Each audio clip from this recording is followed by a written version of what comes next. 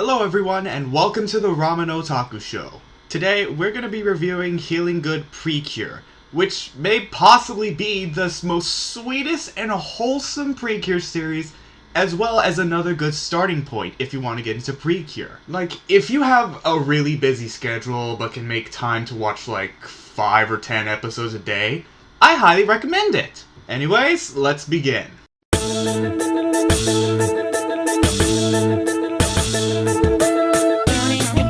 Super fighting robot, Mega Man. Super fighting robot, Mega Man. Super fighting robot, Mega Man.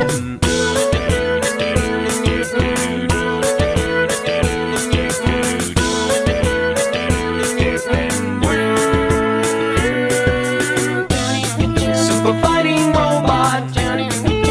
Mega Man, Super fighting robot, Mega Man, Super fighting robot, Mega Man, fighting to save the world.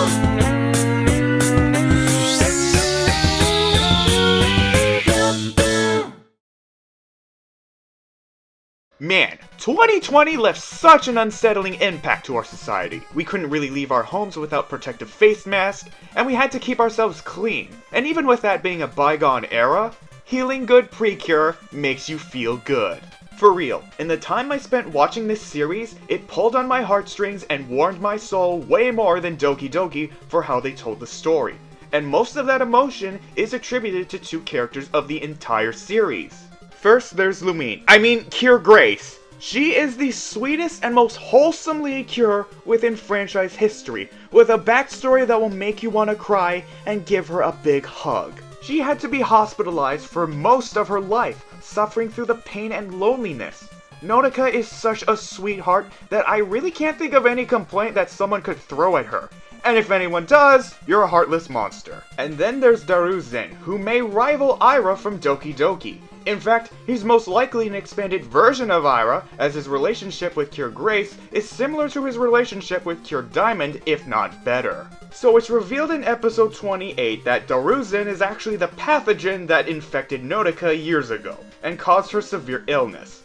Now, I know what you're thinking. That sounds fucking weird and disgusting. But honestly, that could be said about health and biology in general.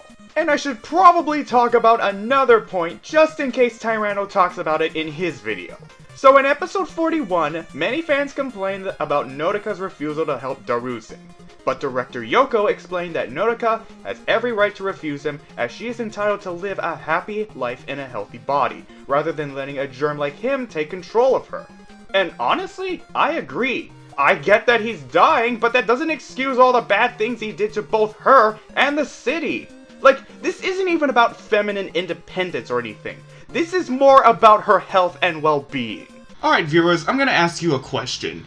Would you rather live a long, healthy, productive life, or get sick and possibly die? If your answer is A, you're a smart person. If your answer is B, then you're this type of asshole. I want to die! I want to die right now! Regardless, I really enjoy the two's relationship, whether they engaged in combat or having an emotional scene. I honestly think they're the best parts of this series. Now, I'm not saying I didn't care or dislike the other characters, far from it. They had cool moments too. So, what about the Midway Cure, Kokomi? Cure Earth. To be honest, she's actually pretty good. She's basically the reincarnation of a legendary cure. Now, I know what you're thinking. But Marcus, isn't she like Cure Ace? And you know what? Maybe at first glance, yes. But honestly, she's way better than Ace and even Scarlet. She doesn't have a convoluted origin, nor does she come off as a brat. Plus, her design isn't too off-putting. She starts off without any emotions, or even knows how to act like a human, and it's up to the girls to teach her those common senses. If anything, she was pretty endearing for a Midway Cure. And honestly, if I had reviewed this series at the time it was being aired, I probably would have considered her the best Midway Cure of the entire franchise. Of course, we would get much better Midway Cures, being Cure Lemur and Cure Finale. And even if some episodes may be hit or miss, I overall enjoyed this series a lot. And again, I recommend this as another good starting point if you want to get into Precure. In fact, it might be better starting off with Healing Good, because before Delicious Party, this was the first series to have the shortest amount of episodes, which is about 45. And most of that was of course caused by the pandemic. So yeah, if you have a busy schedule but can make some time to watch like several episodes a day, I recommend starting with Healing Good. Alright, now to react to Tyranno. This was his last video before he straight up left YouTube. So, let's honor it, or shit on it, depending how this goes. I've caught up. After 4 whole ass years, I've finally caught up. I've caught up! Yeah!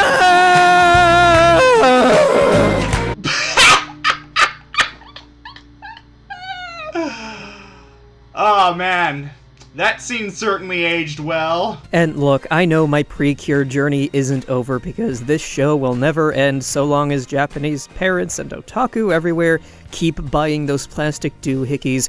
Tropical Rouge is still airing and more seasons will doubtlessly follow me into my grave. But for now, I think I've earned the right to indulge in this feeling for just one moment. As of right now, just for right now, I have watched all the Precure! Anyway, Healing Good Precure was just kind of alright. Again, this has certainly aged well, seeing that I'm the only person doing these dedicated Precure reviews, and not just reviewing one episode a week. But at least I did do a dedicated review of not only Tropical Rouge, but Delicious Party, and my first impressions of Soaring Sky. I guess, though, it would be more appropriate to say I'm torn on this season. On the one hand, this season does on occasion display a genuine warmth and empathy through its primary cast and their internal dilemmas, but on the other hand, its warmth is sometimes undercut by painfully clumsy storytelling decisions. For everything this season does right, there's at least one other thing that's not so right, but then there's also this season's unique production circumstances to consider. You know, consider how, world events might have affected this thing. And it's a messy process trying to wrangle all of this stuff into a coherent presentation, but I certainly will try. I've come this far, might as well see it through to the end. The end for now. So let's hop to it, shall we? Well, yeah, there are kind of some episodes that are like hit or miss, but I don't think it's that bad. So, like any good magical girl would, this season's cures, oh my fucking god, I just realized while writing this the whole time, this entire fucking franchise, the heroes have been called Precure, short for Pretty Cure, as in the girls are pretty, and the cure for whatever bad force is sweeping the land, but only in this season is that name now literally appropriate, as these pretty cures are using their magical powers to literally cure disease. They are quite literally pretty cures! Wow! It took you that long to figure out this simple naming convention? I think it would have been more blatantly obvious if they went with the original name, which was Cure Touch. But in order to set the stage for this, we have to back up a little and talk about one of the main villains, Daruizen. While this guy initially comes off as some lazy good-for-nothing, as is his namesake, in some ways he's actually one of Precure's creepiest antagonists, because in actuality, he's little more than a parasite. He's a cartoon villain with absolutely zero regard for the well-being of others, and instead only cares about his own self-preservation. Daruizen was created when some evil magic infected a very young Nodoka, causing her to suffer from a years-long illness, and started feeding off of her very life energy. Once the evil force had fed enough and was called into service by the big bad, the evil force left Nodoka, thus allowing her to recover, and Daruizen was created. In other words, Daruizen is a being whose very existence is predicated on depriving others of theirs. It's also important to note that Healin Good never turns this into a maternal or parental thing. As funny as it would be to refer to Daruizen as Nodoka's evil son, by the facts of the text, that's just not what he is. He's an external force that stole life from an unwilling child without her consent. Daruizen is not Nodoka's child and therefore not someone she owes anything toward. Again, he's just a parasite. He's a being who has only caused her harm with no regard for her well-being. Nothing more, nothing less. He shows no remorse for his actions, no desire or willingness to change. He is just, plain and simple, a bad guy. So, Given all of that, what does Nodoka do when Daruizen comes crawling, begging for her help? Now there's a toughie. To be clear, the help Daruizen wants isn't banal or easily given. Just as he once stole her life force from her, he's now asking her for the same thing. Essentially, to save his own skin, he wants Nodoka to offer up hers, while he offers nothing in return. Sacrifice yourself for me, he asks. Nodoka is conflicted. Until that moment, it's been her mission, her life's work, to heal the sick, to help those in need. Here's someone sick, in need of help, and her sense of duty would almost bind her by honor to comply. And yet some part of her resists. Helping Daruizen won't help her in any way. In fact, it will only hurt her and make life objectively worse for everyone else. It's her job and duty to help those in need, but what should she do when doing so puts her very self in real jeopardy? It's a battle of conscience between the course of action supposedly dictated by her ideals and what she feels is right. And in the end, it turns out that sometimes your feelings are enough. No, more than that, sometimes your feelings, your very self, are all that matter. Sometimes it's okay to choose yourself. 私どうしても嫌なの。だったら助けなくていいラビ。のどかが自分を犠牲にしなきゃいけないなんて、そんな義理も責任もないラビ。だからのどかは自分の気持ちも体も大事にしていいラビ。のどかが苦しまなきゃいけない理由は一つもないラビ。 This right here. This is incredible. This is the most important thing this season does, the most important lesson it has to teach, that it is okay to care about yourself and to say no when people ask too much of you. You can't save the world if you can't save yourself, so please, take care of yourself when you need to. And never let yourself be pressured into doing something that you don't want to do. Now, one could argue that this whole plotline is a bit radical for Precure or even magical girls. One way you could read this is as the start of a villain redemption arc, with the villain reaching out for help, and then Nodoka betraying her ideals or whatever by saying no, and maybe there's some merit to that. She is, after all, saying no to someone directly asking for her help. But even if this does break tradition, I would argue that it was a good and necessary break to make. This is a series and a genre wherein girls have always gone to extraordinary lengths to accomplish the impossible, and that is undoubtedly noble and inspirational and what have you, but that always left open the question of, where does it end? At some point, the girls putting their very lives on the line became normal, expected. It became their duty to be endlessly self-sacrificing. And it should be no one's duty to be endlessly self-sacrificing. There has to be a point where they're allowed to say no and just look after themselves. And Healin Good Precure, thankfully and finally, acknowledges that. And that is fucking excellent. Bravo! Bravo! No, for real, I think Tyranno preached it way better than what I could have done. I know it shouldn't seem impressive, but that's because this guy has burned me up more than once. Chiyu's story is a sort of have your cake and eat it too situation, and when you want to do that, the solution, as it turns out, is to just bake 2 cakes. You know, that analogy made sense when I wrote it, but now that I'm thinking about it, it really doesn't make any sense, but I'm keeping it anyway! Yeah, well, whatever comes out of your mouth usually doesn't make any sense. I'm sorry for lashing out, but again, this guy has really burned me up more than once. So, with all of that said, we now sadly must get into the many ways this season came up short. Alright, the bad stuff. I'm ready to beat the fuck out of you senseless. Alright, the first part was just Tyranno being a nitpicky motherfucker. And this show's first major storytelling stumbling block has to do with Nodoka. Nodoka is introduced as a gentle yet lively soul who's excited to be up and about again. Having spent most of her life prior to the start of the show sick and bedridden, she's excited to start living again. She's finally able to run around outside on her own, go to school, and generally be a normal, happy, healthy young girl. She doesn't wallow in the sadness of having missed out on so much of her life already. Instead, she's excited to basically start over, put all the sadness behind her and start living life with a smile on her face. So she does just that and ends up making new friends. And here's where the narrative seemingly makes a very interesting choice. After meeting Chiyu and Hinata, despite having ample opportunity, she chooses not to disclose to her new friends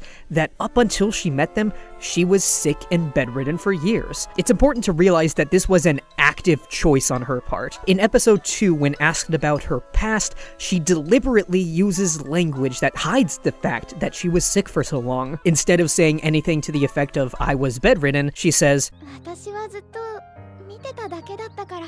That's still true. It's just not the whole truth. So why did Nodoka make this choice? Why did she choose to hide her past? We can infer the answers to those questions. Perhaps she didn't want her new friends to treat her different than anyone else because of what she'd been through. In her new life, she just wanted to be treated like a normal girl, no special treatment or anything. She'd had enough of that already. But what's important here is not those answers, though they're certainly informative of her character, but rather the fact that she made that choice to begin with. That choice tells us something about her. Tells us about her newfound outlook on life and herself, and could be important setup for a future reveal, heart-to-heart with her friends about the truth and whatnot. She made a choice, and from there you would expect the narrative to consider the consequences of that choice. You start wondering when Nodoka will choose to open up to her friends about her past and how. You wonder how her friends will react, and from there you maybe even start to wonder about what narrative avenues this opens, as the choice to eventually disclose her past could be a sign of the friends' growing bonds,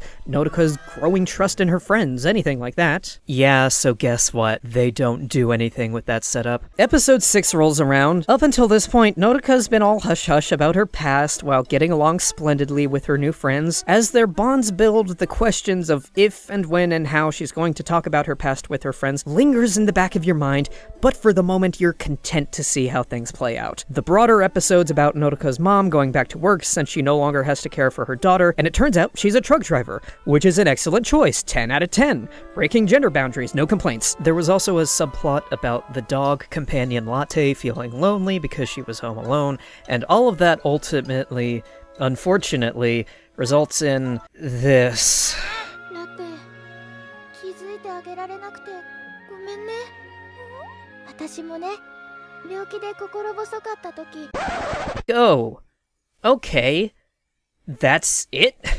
She's just going to drop that bomb out of nowhere, and her friends aren't going to say anything to her about that or react in any way? It plays out like it's entirely incidental that she said that around them, like it wasn't some new piece of information or something they should have to contend with. All of that setup is just wasted for what comes off as a throwaway line. Suddenly, we can't have any big emotional scenes where Nodoka decides to have a big heart-to-heart with her friends as payoff for her earlier decision, and now the weight of that decision has been almost entirely negated because if she just let that bomb drop so casually, that tells me that either it wasn't an intentional decision or it didn't mean that much to her to begin with. And thus, we must also question whatever inferences we made about Nodoka's character as a result of that choice, because if it turns out that choice didn't actually matter to begin with, then we can't assume that it actually meant anything. And then later on, Nodoka's mom just drops the bomb as well without consulting Nodoka first, and it's like, come on, what was the point of all of that setup if you're not gonna do anything with it? The story having Nodoka undermine her own choice with a single line that is just glanced over in the blink of an eye is just, again, this is all hella clumsy. Tyranno, for once in your miserable life, stop thinking about heart catch! You're a disease! No, in fact, heart catch is a disease! This obsession over dark drama bullshit is annoying as fuck! Like, no sane person is gonna ask Nodoka about her past, and the way they react to it is something of sympathy. Like, okay, I see where she's coming from, but that's all in the past, so I'm gonna treat her like any other normal person. I mean, it's not like Nodoka has AIDS or cancer! Chill the fuck out! So that's one big thing the season got wrong, but we're not done. This season does have one other big stumbling block that I must mention. Asumi. Asumi is dull as a brick. You're as dull as a brick! How dare you treat her like that! And you have no right to say that, considering you never continued with Tropical Rouge, Delicious Party, and Soaring Sky! The one villain I really liked didn't stay around for near long enough. Bate Temoda was really fun and had more presence than the others, actively going around and scheming and whatnot. His outward suck-up-to-the-boss attitude served as a nice contrast to his inner machinations, and honestly, he reminded me a lot of Bunby, and that's always a plus. I like to call him Furry Bunby. But he was only around for a small stretch of episodes, and then he got tossed out, so, you know, that's a shame. You actually like this furry motherfucker? Cause to me, he really wasn't that impressive, and I sure as hell couldn't care less. Yeah, I think you have bad taste, since you consider Shut to be fabulous. This time they got Aoi Yuki to voice not just one of the main characters, but the primary protagonist herself, Nodoka Hanadera, and boy, was that a weird choice! I'm not saying Aoi Yuki didn't turn in a good performance, because hell yes, she did.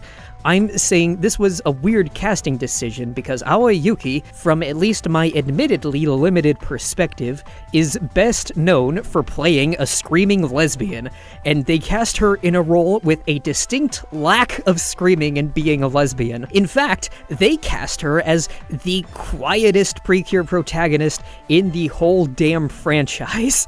And to be clear, there are a few occasions where Cure Grace gets to raise her voice in the course of fighting, but never to the degree that Aoi Yuki is capable. And what really rustles my jimmies is there's this moment in episode 14 where Nodoka is encouraged to yell as loud as she can, so she yells, and the narrative carries on like her yell was really loud, but actually it was just